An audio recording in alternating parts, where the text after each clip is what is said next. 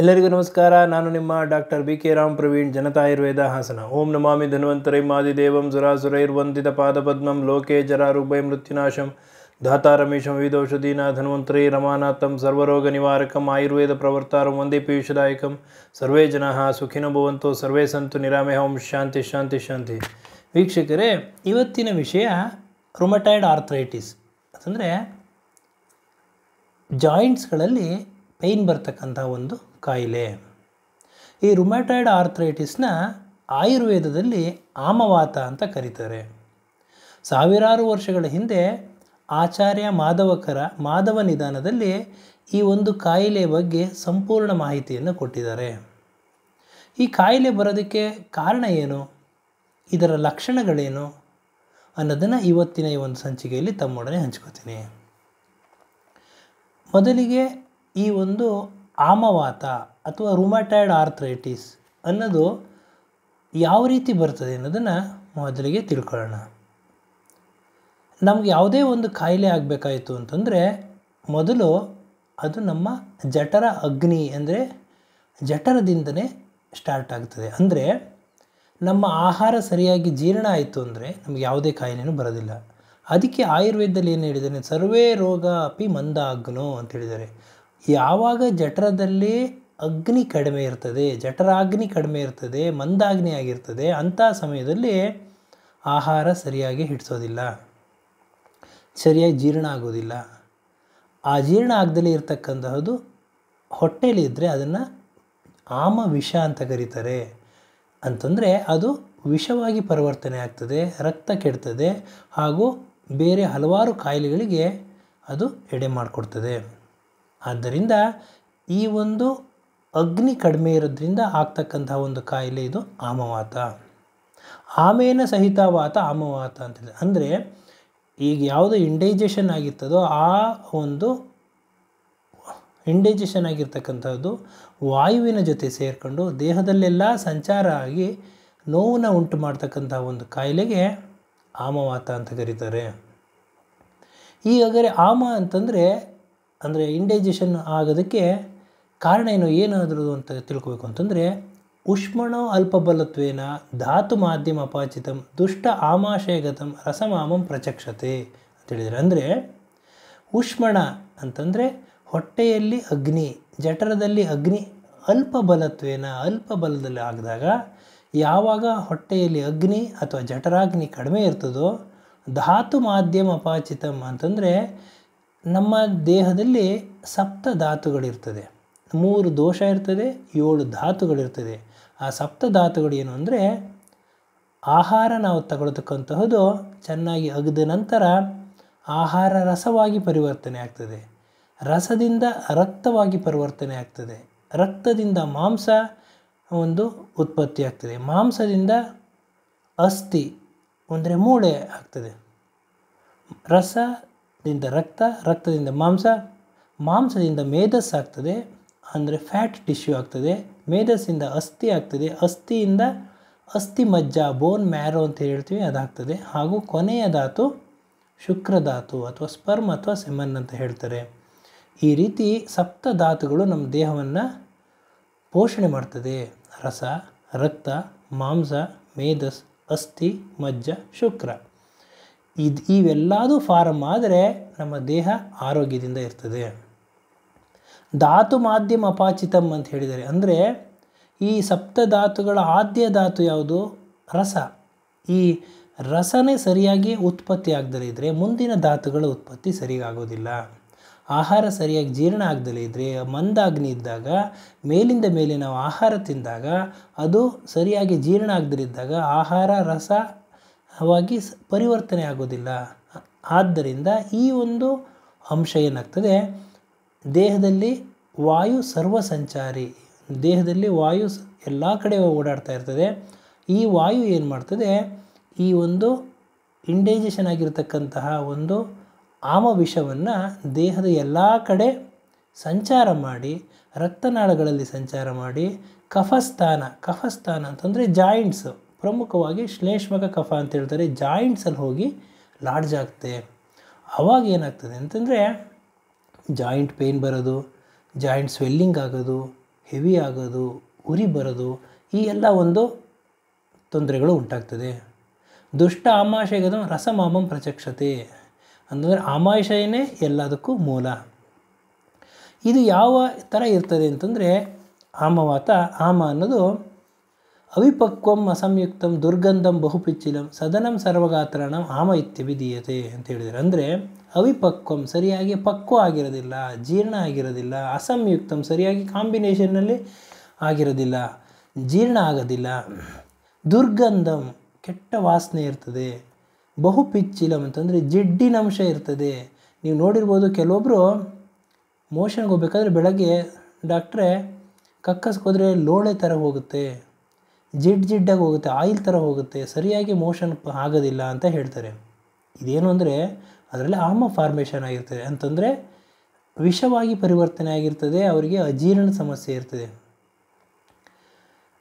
ಈ ಒಂದು ಅವಿಪಕ್ವ ಮತ್ತು ದುರ್ಗಂಧ ಬಹುಪಿಚ್ಚರು ಸದನಂ ಸರ್ವಗಾತ್ರಣ ಆಮ ಇತ್ಯಭಿಧೀಯತೆ ಅಂತಂದರೆ ಇದು ಹೆವಿ ಇರ್ತದೆ, ಇದರಿಂದ ಹಲವಾರು ಕಾಯಿಲೆಗಳು ಉಂಟಾಗ್ತದೆ. ಅದರಲ್ಲಿ ಪ್ರಮುಖವಾದ ಕಾಯಿಲೆ ಅಂತಂದರೆ ಆಮವಾತ. ಈ ಆಮವಾತ ಆಗೋದಕ್ಕೆ ಅಥವಾ ರುಮಟಾಯ್ಡ್ ಆರ್ಥರೈಟಿಸ್ ಆಗೋದಕ್ಕೆ ಕಾರಣ ಏನು ಅಂತಂದರೆ ಆಯುರ್ವೇದದಲ್ಲಿ ಈ ಥರ ಹೇಳಿದ್ದಾರೆ. ಮಾಡ್ರನ್ನಲ್ಲಿ ಅಂತಂದರೆ ಆಧುನಿಕ ವೈದ್ಯ ಪದ್ಧತಿಯಲ್ಲಿ rheumatoid arthritis is a progressive disabling chronic multi system disease which is characterised by pain, swelling and stiffness of the joints ಅಂತ ಹೇಳಿದ್ದಾರೆ. ಅಂದರೆ ಪ್ರೋಗ್ರೆಸಿವ್ ಡಿಸೇಬಲಿಂಗ್ ಅಂತಂದರೆ ಈ ಒಂದು ಕಾಯಿಲೆ ಆದ ತಕ್ಷಣ, ರುಮಟಾಯ್ಡ್ ಆರ್ಥರೈಟಿಸ್ ಆದ ತಕ್ಷಣವೇ ಇದು ಕ್ರಮೇಣ ಹೆಚ್ಚಾಗ್ತಾ ಹೋಗ್ತದೆ. ಜೊತೆಗೆ ಡಿಸೇಬಲಿಂಗ್ ಆಗ್ತಾ ಹೋಗುತ್ತೆ. ನಾವು ಸರಿಯಾದ ಸಮಯಕ್ಕೆ ನಾವು ಟ್ರೀಟ್ಮೆಂಟ್ ತಗೊಳ್ಳೋದಲ್ಲೇ ಇದ್ದರೆ ಅಂಗಾಂಗಗಳ ವೈಕಲ್ಯತೆ, ಅಂಗಾಂಗಗಳ ವಕ್ರತೆ ಆಗ್ತದೆ. Progressive disabling chronic multi system disease ಅಂತಂದರೆ ಇದು ಬರೀ ಜಾಯಿಂಟ್ಸ್ ಮಾತ್ರ ಅಲ್ಲ, ಜಾಯಿಂಟ್ಸಲ್ಲಿ ಏನು ಸೈನೋವಿಯಲ್ ಜಾಯಿಂಟ್ಸ್ಗಳಲ್ಲಿ ಇದು ಮೇಯ್ನಾಗಿ ಆಗ್ತದೆ. ಅಂತಂದರೆ ಈ ಜಾಯಿಂಟ್ಸ್ಗಳನ್ನ ಅಲ್ಲದೆ ಬೇರೆ ಎಕ್ಸ್ಟ್ರಾ ಆರ್ಟಿಕ್ಯುಲರ್ ಮ್ಯಾನಿಫೆಸ್ಟೇಷನ್ ಅಂತಾರೆ. ಅಂತಂದರೆ ಇದರಲ್ಲಿ ಲಂಗ್ಸ್ ಇನ್ವಾಲ್ವ್ಮೆಂಟ್ ಇರ್ತದೆ, ಹಾರ್ಟಿನ ಇನ್ವಾಲ್ವ್ಮೆಂಟ್ ಇರ್ತದೆ, ಜ್ವರ ಬರ್ತದೆ, ಅದ್ರ ಜೊತೆಗೆ ಈ ನರದ ಇನ್ವಾಲ್ವ್ಮೆಂಟ್ ಇರ್ತದೆ, ರಕ್ತದ ಇನ್ವಾಲ್ವ್ಮೆಂಟ್ ಇರ್ತದೆ. ಈ ಎಲ್ಲ ಒಂದು ವಿಕೋಪ ಆಗೋದ್ರಿಂದ ಈ ಒಂದು ರುಮಟಾಯ್ಡ್ ಆರ್ಥರೈಟಿಸ್ ಆಗ್ತದೆ. Characterised by the pain and swelling and stiffness. ಇದು ಪ್ರಮುಖವಾದ ಒಂದು ಲಕ್ಷಣ ಅಂತಂದರೆ ನೋವು, ಊತ ಹಾಗೂ ಸ್ಟಿಫ್ನೆಸ್, ಹೆವಿನೆಸ್ ಇರ್ತದೆ, ಸ್ಟಿಫ್ ಆಗಿರ್ತದೆ. ಸಾಮಾನ್ಯವಾಗಿ ಇದು ಮಾರ್ನಿಂಗ್ ಅಂತಂದರೆ ಅರ್ಲಿ ಮಾರ್ನಿಂಗ್ ಸ್ಟಿಫ್ನೆಸ್ ಅಂತ ಹೇಳ್ತಾರೆ. ಅಂದರೆ ಆಯುರ್ವೇದದಲ್ಲಿ ಪ್ರಾತಃ ಕಾಲೀನ ಜಾಡ್ಯತ ಅಂತಂತ ಸಾವಿರಾರು ವರ್ಷಗಳ ಹಿಂದೆಯೇ ಆಚಾರ್ಯ ಮಾಧವಕರರು ಹೇಳಿದ್ದಾರೆ. ಅಂದರೆ ಬೆಳಗ್ಗೆ ಎದ್ದ ತಕ್ಷಣವೇ ಜಾಯಿಂಟ್ಸ್ಗಳೆಲ್ಲ ಹಿಡ್ದಂಗೆ ಆಗಿರ್ತದೆ. ಸ್ವಲ್ಪ ಹೊತ್ತು ವಾಕ್ ಮಾಡಿದ್ಮೇಲೆ ನೋವು ಕಡಿಮೆ ಆಗ್ತದೆ. ಇದು ಪ್ರಮುಖವಾದ ಒಂದು ಅಂಶ. ವೃಶ್ಚಿಕದಂಶವತ್ ವೇದನ ಅಂತ ಹೇಳಿದ್ದಾರೆ. ಅಂತಂದರೆ ಚೇಳು ಕಚ್ಚಿದಷ್ಟು ನೋವು ಬರ್ತದೆ, ಆ ಮಟ್ಟದ ತೀವ್ರತರವಾದ ಪೇಯ್ನ್ ಇರ್ತದೆ. ಜಾಯಿಂಟ್ಸಲ್ಲಿ ಸ್ವೆಲ್ಲಿಂಗ್ ಇರ್ತದೆ, ರೆಡ್ನೆಸ್ ಆಗಿರ್ತದೆ, ಕೋಲ್ಡ್ ಇರ್ತದೆ, ಹೆವಿ ಇರ್ತದೆ. ಈ ಎಲ್ಲ ಒಂದು ಅಂಶಗಳು ಈ ಒಂದು ರುಮಟಾಯ್ಡ್ ಆರ್ಥರೈಟಿಸಲ್ಲಿ ಇರ್ತದೆ. ಆಮೇಲಿಂದ ಇದ್ರ ಜೊತೆಗೆ ಪೀರಿಯಡ್ ಆಫ್ ಇನ್ಆ್ಯಕ್ಟಿವಿಟಿ ಅಂತಂದರೆ ಏನೇ ಕೆಲಸ ಮಾಡದಿದ್ರೂ ನೋವಿರ್ತದೆ. ಇದು ಇದರದ ಒಂದು ಲಕ್ಷಣ. ಇದು ಆಯುರ್ವೇದದಲ್ಲಿ ಆಮವಾತ ಆಗೋದಕ್ಕೆ ಕಾರಣ ಏನು ಅಂತ ಹೇಳಿದ್ದಾರೆ. ವಿರುದ್ಧಾಹಾರ ಚೇಷ್ಟಸ್ಯ ಮಂದಾಗ್ನೇಯ ನಿಶ್ಚಲಸ್ಯ ಚ ಸ್ನಿಗ್ಧಂ ಭುಕ್ತವತೋ ಹೆನ್ನಂ ವ್ಯಾಯಾಮಂ ಕುರ್ವತಸ್ತತ. ಈ ಶ್ಲೋಕ ಏನಂತ ಹೇಳುತ್ತೆ ಅಂತಂದರೆ ವಿರುದ್ಧ ಆಹಾರ, ನಾವು ಯಾವುದೇ ಒಂದು ಕಾಯಿಲೆ ಆಗಬೇಕಾದ್ರೆ ಅದಕ್ಕೆ ಪ್ರಮುಖವಾದ ಕಾರಣ ವಿರುದ್ಧ ಆಹಾರ. ವಿರುದ್ಧ ಆಹಾರ, ವಿಹಾರ, ನಿದ್ದೆ. ಇದು ಯಾವಾಗ ಕರೆಕ್ಟಾಗಿ ಆಗೋದಿಲ್ವೋ ಮನುಷ್ಯನಿಗೆ ಹಲವಾರು ಕಾಯಿಲೆಗಳು ಬರ್ತದೆ. ವಿರುದ್ಧ ಆಹಾರ ಅಂದರೆ ಇನ್ಕಾಂಪಿಟೇಬಲ್ ಫುಡ್ಸ್. ನಾವೇನು ಮಾಡ್ತೀವಿ, ಇದರಲ್ಲಿ ಹಲವಾರು ರೀತಿಯ ವಿರುದ್ಧ ಆಹಾರಗಳಿದೆ. ಅದರಲ್ಲಿ ಈ ವಿರುದ್ಧ ಆಹಾರ ತಗೊಂಡಾಗ ನಮಗೆ ಸರಿಯಾಗಿ ಜೀರ್ಣ ಆಗೋದಿಲ್ಲ.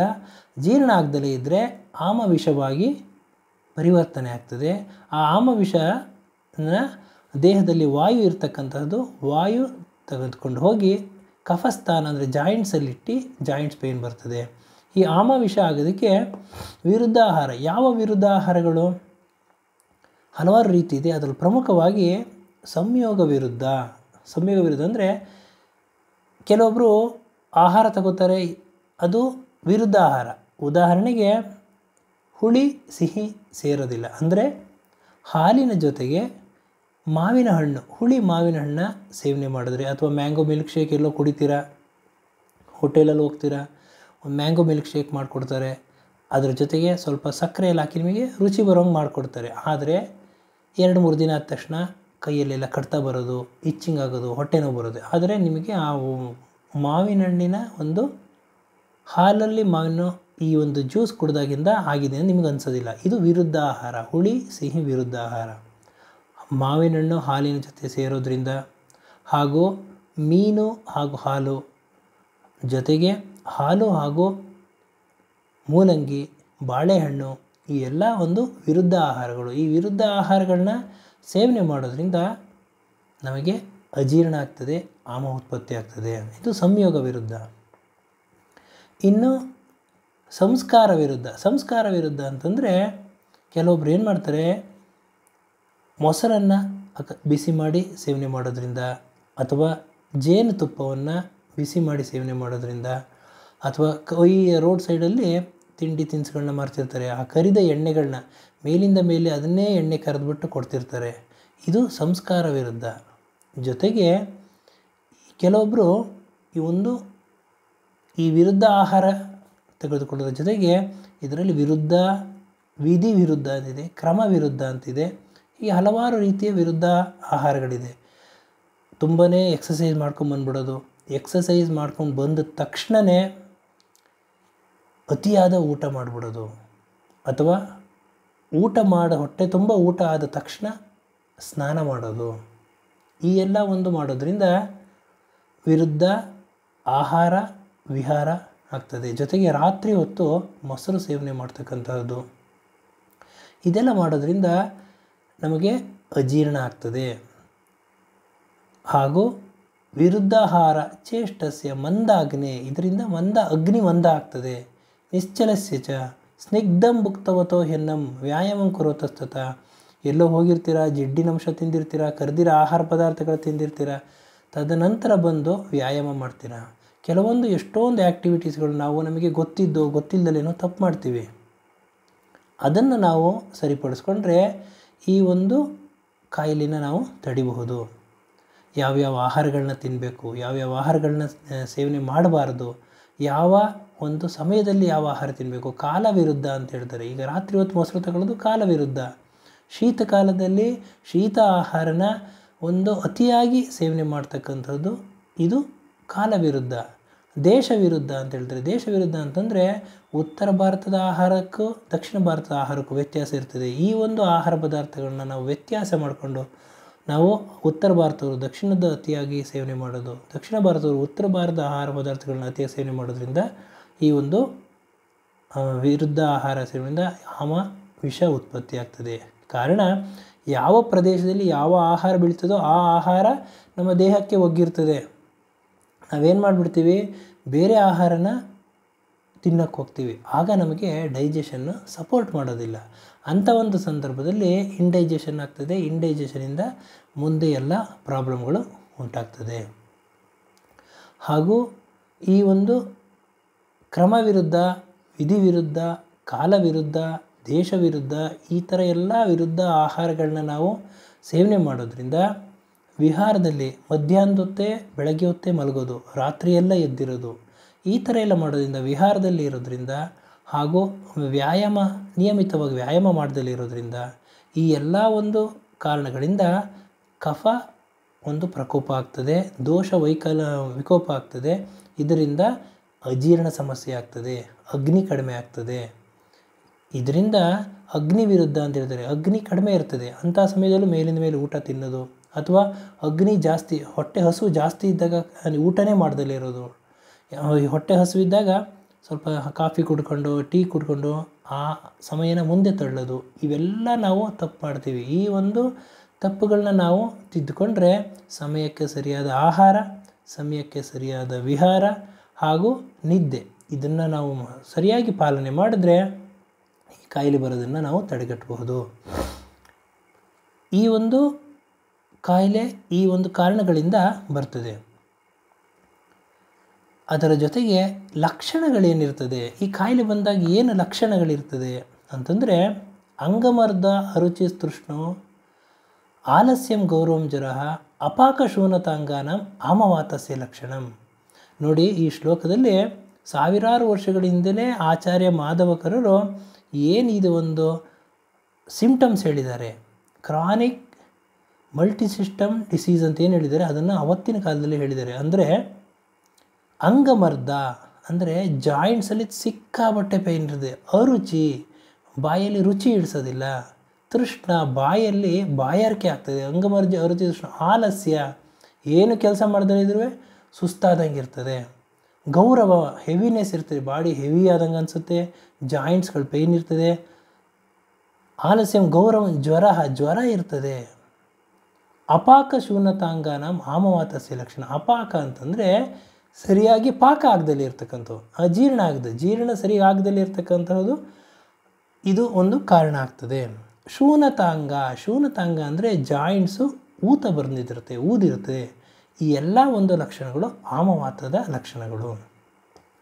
ಇದರಲ್ಲಿ ಇನ್ನೂ ಹೇಳಬೇಕು ಅಂತಂದರೆ ವಾತ ಪ್ರಧಾನ ಆಮವಾತ, ಪಿತ್ತ ಪ್ರಧಾನ, ಕಫ ಪ್ರಧಾನ. ವಾತ ಪ್ರಧಾನ ಅಂದರೆ ವಾಯು ಹೆಚ್ಚಿದ್ದು ಇರ್ತಕ್ಕಂಥ ಆಮವಾತದಲ್ಲಿ ಏನಿರ್ತದೆ ಅಂದರೆ ಪ್ರಮುಖವಾಗಿ ತೀವ್ರ ವೇದನೆ ಇರ್ತದೆ, ಜಾಯಿಂಟ್ಸ್ ಪೇಯ್ನ್ ಇರ್ತದೆ, ಕಾನ್ಸ್ಟಿಪೇಷನ್ ಇರ್ತದೆ, ಹಾಗೂ ನಿದ್ರಾನಾಶ, ನಿದ್ರೆ ಇರೋದಿಲ್ಲ, ಹಾಗೂ ಆಲಸ್ಯ ಇರ್ತದೆ, ಒಂದು ಅವರಿಗೆ ಸುಸ್ತಾಗ್ತದೆ. ಈ ಎಲ್ಲ ಒಂದು ಲಕ್ಷಣಗಳು, ಕಾನ್ಸ್ಟಿಪೇಷನ್ನು, ನೋವು ಈ ಎಲ್ಲ ಇರ್ತದೆ. ಈ ಒಂದು ವಾತ ಪ್ರಧಾನದಿರ್ತದೆ. ಪಿತ್ತ ಪ್ರಧಾನದಲ್ಲಿ ಏನಿರ್ತದೆ ಅಂದರೆ ಜಾಯಿಂಟ್ಸ್ ಎಲ್ಲ ರೆಡ್ ಆಗಿರ್ತದೆ, ಉರಿ ಇರ್ತದೆ, ತಲೆ ಸುತ್ತಿರ್ತದೆ.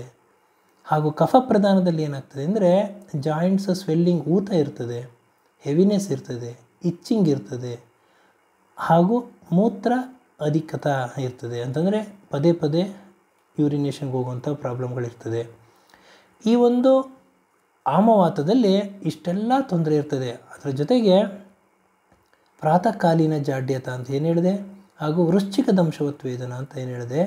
ಇದು ತೀವ್ರತರವಾದ ಜಾಯಿಂಟ್ಸಲ್ಲಿ ಪೇಯ್ನ್ ಉಂಟು ಮಾಡ್ತದೆ, ಸ್ವೆಲ್ಲಿಂಗ್ ಇರ್ತದೆ. ಅದರ ಜೊತೆಗೆ ರೆಡ್ನೆಸ್ಸು, ಹೆವಿನೆಸ್ಸು, ಜೊತೆಗೆ ಬೇರೆ ಜ್ವರ ಇರ್ತದೆ, ಸುಸ್ತಾಗಿರ್ತದೆ. ಈ ಎಲ್ಲ ಲಕ್ಷಣಗಳು ಈ ಒಂದು ಕಾಯಿಲೆಯಲ್ಲಿ ಬರ್ತದೆ.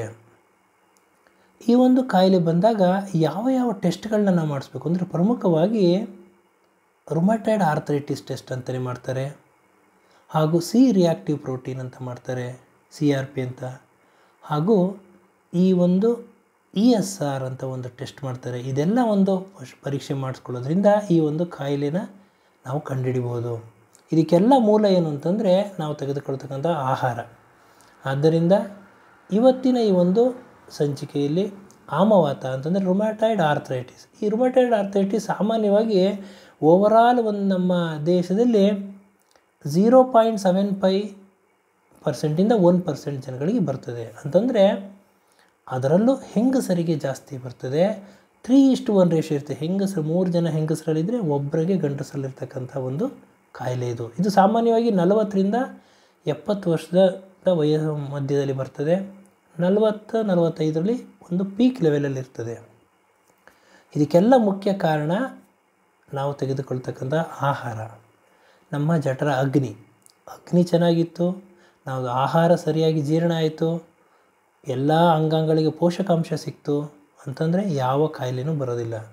ಯಾವಾಗ ನೀವು ಅಗ್ನಿ ಚೆನ್ನಾಗಿರೋದಿಲ್ಲ, ಮೇಲಿಂದ ಮೇಲೆ ಆಹಾರ ತಿಂತೀರ, ಅಜೀರ್ಣ ಆಗ್ತದೆ, ಮಲಬದ್ಧತೆ ಆಗ್ತದೆ, ಇದರಿಂದ ಎಲ್ಲ ಒಂದು ಸಮಸ್ಯೆಗಳು ಕಾಡ್ತದೆ. ವಾಯುವಿನ ಒಂದು ಕೆಲಸ ಏನಂದರೆ ಸಂಚಾರ.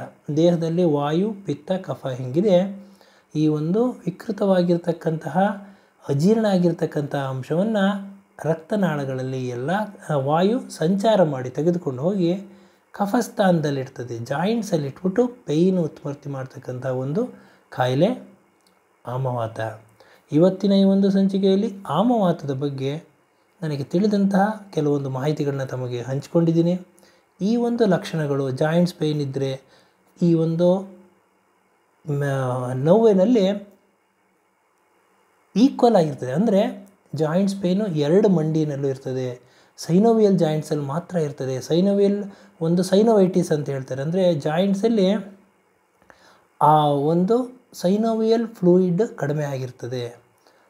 ಅದರಿಂದ ನೋವು ಬರ್ತದೆ, ಸೈನೋವೈಟಿಸ್ ಇರ್ಬೋದು, ಎಕ್ಸ್ಟ್ರಾ ಆರ್ಟಿಕುಲರ್ ಮ್ಯಾನಿಫೆಸ್ಟೇಷನ್ಸ್ ಇರ್ತದೆ. ಇದರಲ್ಲಿ ಹಾರ್ಟಿನ ಇನ್ವಾಲ್ವ್ಮೆಂಟ್ ಇರ್ತದೆ, ಲಂಗ್ಸ್ ಇನ್ವಾಲ್ವ್ಮೆಂಟ್ ಇರ್ತದೆ, ಅದರ ಜೊತೆಗೆ ಬ್ಲಡ್ಡಿನ ಇನ್ವಾಲ್ವ್ಮೆಂಟ್ ಇರ್ತದೆ, ನರದ ಇನ್ವಾಲ್ವ್ಮೆಂಟ್ ಇರ್ತದೆ. ಇದೆಲ್ಲದನ್ನು ಒಂದು ವೀಕ್ ಮಾಡೋದ್ರಿಂದ ಇದೊಂದು ದೋಷ ಹಿಂಸೆ ಕೊಡ್ತದೆ. ಅದ್ರ ಜೊತೆಗೆ ಜಾಯಿಂಟ್ಸ್ ಪೇಯ್ನು ತೀವ್ರತರವಾಗಿರ್ತದೆ. ಆದ್ದರಿಂದ ಇವತ್ತಿನ ಈ ಒಂದು ಸಂಚಿಕೆಯಲ್ಲಿ ಆಮವಾತದ ವಿಷಯವನ್ನು ತಮಗೆ ತಿಳಿಸ್ಕೊಟ್ಟಿದ್ದೀನಿ. ಈ ಒಂದು ಲಕ್ಷಣಗಳು ತಮ್ಮಲ್ಲಿ ಕಾಣಿಸ್ಕೊಂಡ್ರೆ ಯಾವುದೋ ಸುಮ್ಮನೆ ಪೇಯ್ನು ಅಂದ್ಬಿಟ್ಟು ಜಾಯಿಂಟ್ ಪೇಯ್ನ್ ಬಂದಿದೆ ಅಂದ್ಬಿಟ್ಟು ಒಂದು ಪೇಯ್ನ್ ಕಿಲ್ಲರು ಇಲ್ಲ ಅನಾಲ್ಜೆಸಿಕ್ ಯಾವುದಾದ್ರು ಮಾತ್ರೆ ತಗೊಳ್ಳೋದು, ಇಂಜೆಕ್ಷನ್ ತೊಗೊಂಡು ಪರಿಹಾರ ಮಾಡ್ಕೊಳ್ಳೋದಕ್ಕಿಂತ ಮೂಲ ಹುಡ್ಕೋದು ಉತ್ತಮವಾದ ಕೆಲಸ. ಯಾವ ರೀತಿ ಪೇಯ್ನ್ ಇದು, ಮಾಮೂಲಿ ಜಾಯಿಂಟ್ಸ್ ಪೇಯ್ನು ಅಥವಾ ಸಂಧಿವಾತನೋ ಅಂದರೆ ಆಸ್ಟಿಯೋ ಆರ್ಥರೈಟಿಸು ಅಥವಾ ಆಮವಾತನೋ ರೊಮ್ಯಾಟಾಯ್ಡ್ ಆರ್ಥರೈಟಿಸು ಯಾವ ಒಂದು ಕಾಯಿಲೆ ಅಂತ ನೀವು ತಿಳ್ಕೊಬೇಕಾದ್ರೆ ಹತ್ತಿರವಿರ್ತಕ್ಕಂತಹ ತಜ್ಞ ಆಯುರ್ವೇದ ವೈದ್ಯರನ್ನು ಭೇಟಿಯಾಗಿ ಅವರ ಹತ್ರ ಒಂದು ಪರೀಕ್ಷೆ ಮಾಡಿಸ್ಕೊಂಡು ಅವರ ಸೂಕ್ತ ಸಲಹೆ ಸೂಚನೆ ಮೇರೆಗೆ ನೀವು ಔಷಧಿಯನ್ನು ತೆಗೆದುಕೊಂಡು ಆರೋಗ್ಯವನ್ನು ಕಾಪಾಡ್ಕೋಬೇಕು ಅಂತ ಹೇಳ್ತಾ ಇವತ್ತಿನ ಈ ಒಂದು ಸಂಚಿಕೆಯನ್ನು ಮುಗಿಸ್ತಾ ಇದ್ದೀನಿ. ನನ್ನ ಈ ವಿಡಿಯೋ ತಮಗೆ ಇಷ್ಟವಾಗಿದ್ದಲ್ಲಿ ಲೈಕ್ ಮಾಡಿ, ಶೇರ್ ಮಾಡಿ ಹಾಗೂ ನನ್ನ ಎಲ್ಲ ಮುಂದಿನ ವಿಡಿಯೋಗಳಿಗಾಗಿ ಸಬ್ಸ್ಕ್ರೈಬ್ ಮಾಡಿ. ಧನ್ಯವಾದಗಳು.